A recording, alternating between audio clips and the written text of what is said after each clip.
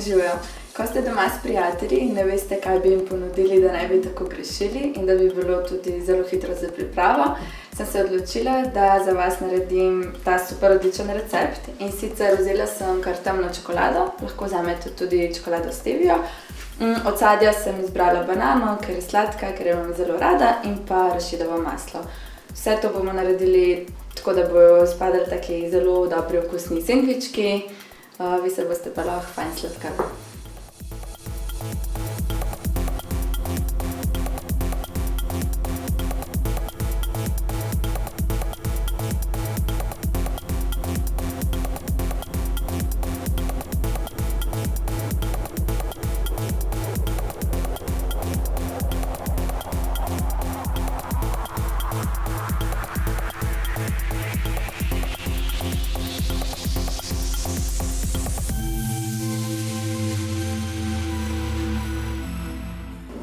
No, tako lepo pa izgledajo moji sendvički.